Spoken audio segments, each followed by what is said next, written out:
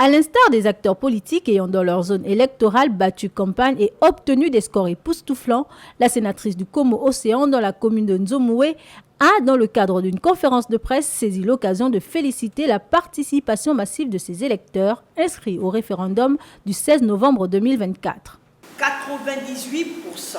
de oui. Résultat qui lui confère un taux le plus élevé de l'estuaire, soit une participation de 75% et un taux d'abstention le plus faible de la province. C'est donc ici le lieu pour moi, en ma qualité de sénateur de la transition, de saluer le patriotisme des ressortissants de la commune de Nzomoué et du département du Komo-Océan qui, au-delà des difficultés d'accès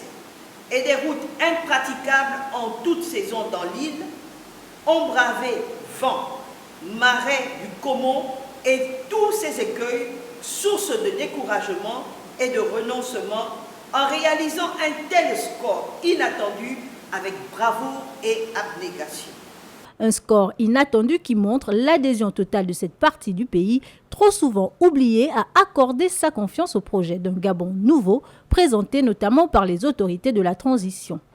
En toute transparence, au terme d'une campagne acharnée sur le terrain, c'est une fierté et un honneur ineffable. Je les félicite et les exhorte davantage à maintenir le même engagement pour les autres défis électoraux à venir, malgré le fait d'être souvent jetés aux orties lors des tournées républicaines du chef de l'État. Soulignons que la commune de Nzomoué regorge de gros potentiels écologiques et touristiques, une valeur pour les habitants de cette localité, laquelle est désormais au cœur du gouvernement de la transition.